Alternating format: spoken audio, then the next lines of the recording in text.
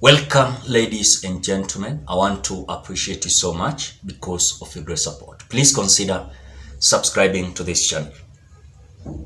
Ndii, who is advisor of William Samoei Ruto economically in this country, has come out to release a bombshell. When I was reading his tweet, Ndii has come out to say that the Hustler Fund will be a big scandal, the fertilizer subsidy scheme will be a big scandal, the Petroleum G2G will be the mother of all scandals.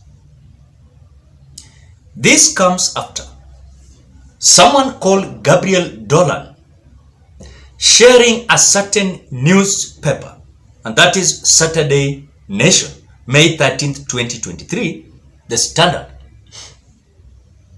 unleashing this statement. This Standard News came out telling us why affordable housing scheme is huge scandal waiting to be unfolded, or rather waiting to unfold. When Ndii saw this, he wanted to put things clear so that if these issues are going to be unleashed or is going to be exposed, then in the record towards his tweets is going to be safe, because he will come claiming that now I said this a long time ago. Why is it that Hustler Fund is going to be a big scandal? Number two, why is it that housing scheme is going to be a huge scandal? And why is it that the fertilizer subsidy scheme will be a big scandal also, and the Petroleum G2G will be mother of all scandals? I want to start by saying this.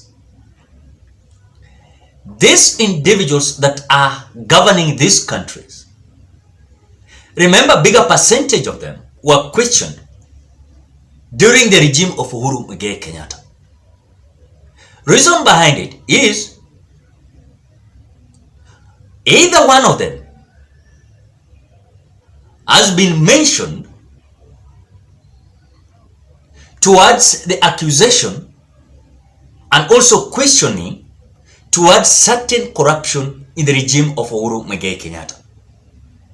When I start with the issue of dams, Kimwarer and Aror, you know those people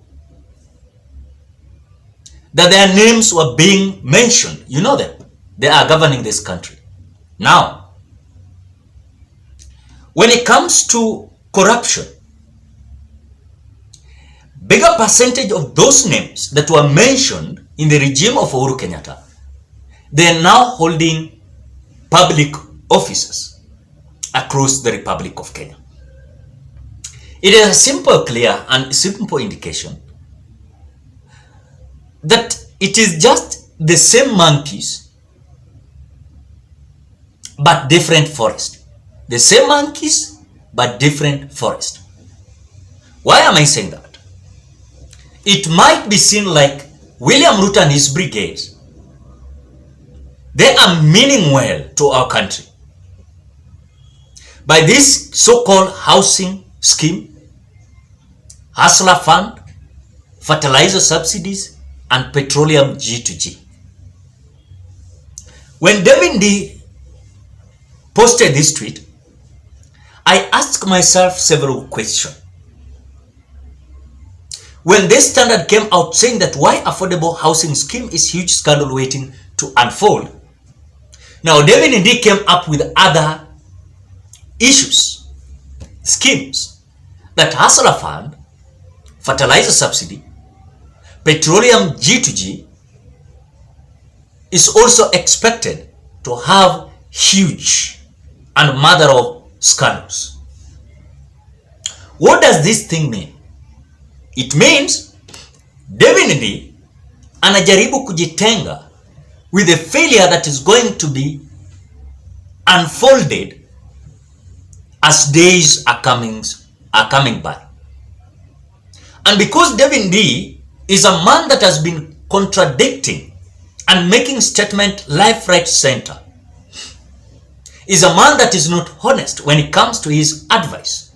You know, people in the government of William Ruto believes that David Ndii is a man, economist, that understands everything. I want to tell you today, David Ndii, there's no country that David Ndii has went ahead and advised and succeeded. Tell me today. David Ndii is calling himself an economist. He was welcomed in Rwanda the other time when the economy of Rwanda was so terrible, was so pathetic. He was welcomed. In fact, David Ndii was among those economists that were welcomed in Rwanda to structure the economy of the Rwanda. Guess what? David Ndii was deported. He was deported from Rwanda to Kenya. Reason behind it, David Ndii was a failure. David Ndii was a failure. That is the history. I read that book. Where David Ndii was amongst those who were economists in Rwanda, and he was chased and deported because of his pathetic, shameful, planless and clueless idea of economy of a country. So when you see David Ndii making statements left, right and center, David Ndii is confused first time, because when you are an economist advising a government and you're earning salary, coming out to say that Hustler Fund will be a big scandal, the fertilizer subsidy will be a big scandal, then the petroleum G2G will be a big scandal, after you've heard that the housing scheme is a huge scandal waiting to untold. Then you're coming with other schemes. Then it is a clear indication, ladies and gentlemen, we don't have hope anymore. If an economist is coming to say these words, what do you expect? No, what do they expect from this government? Nothing. Nothing should be expected from William Ruto's government. I've heard him yesterday saying that when it comes to the history, Raila Odinga can defeat him. But when it comes to the economy, that Raila Odinga cannot defeat him. Now, we are waiting. We are waiting as days are going by. I want to tell you, you're going to hear about Hustler Fund scandal. And that is why, when you look at even the activeness of this Hustler Fund, inarudi ikididimia chini every day, now and then. When you look at fertilizer scandal, I want to tell you today, wachena hii ukora ya hii serikali ya William Ruto na kuwaambia kwamba that this fertilizer subsidies is all over. Nothing like that. I told you, this fertilizer was given to Kenya free of charge by Russian government. And it was not only Kenya. Russia gave out free fertilizer to support farmers across African countries. And Kenya was one of them.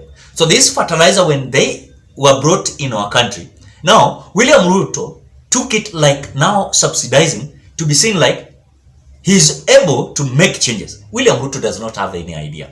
Even him bragging out that he has an idea.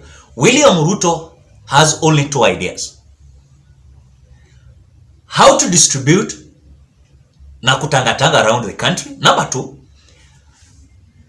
na kujipiga kifua with a clueless, planless team that is making noise left, right, center without an idea to make any changes in this country.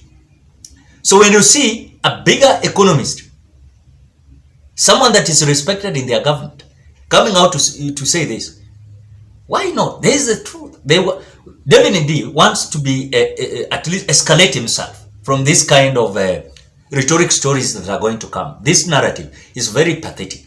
So he is trying himself to distance himself from these stories, and that is why he has come out to reiterate this kind of shameful statement as advice of this government. Why are you coming out to tell these people like this, and you are an economist advising William Ruto? Why can't you go there then advise him? How is going to block this kind of scandal in Hustler Fund, in fertilizer subsidies, petroleum G2G, housing scheme? So hii maneno yenye munaona, this government has only 4 things to tell Kenyans. 1, Hustler Fund. 2, fertilizer subsidies. 3, petroleum G2G yenye wali sign agreements with which country. Then 4, housing scheme. And that is why William Ruto, rather dropping ama to make the price of unga to be at least at 100 Kenyan shillings, is going around the country launching housing. I mean, you will build a house while some people are in hunger. People are hungry, and then you are building for them a house. And those houses are using billions of money. So it is simple clear that this government is so planless. And that is why they only have what? 3 points. Hustler fund, fertilizer subsidized, petroleum G2G that they signed the other day, then the housing scheme. Apart from that, niambie, William Ruto wanakuwa na idea gani? They don't have an idea. So David need to come out to expose them. This is literally upset. That William Ruto must come out to reconsider that his government is going to sink badly. And if he's waiting to his government to sink, then these are things that we are going to hear. Ladies and gentlemen, what are thoughts? Drop your opinion at the comment section below. Otherwise, thank you so much because of great support. Please consider subscribing, liking, commenting, and sharing this video. Bye bye till we meet on another video.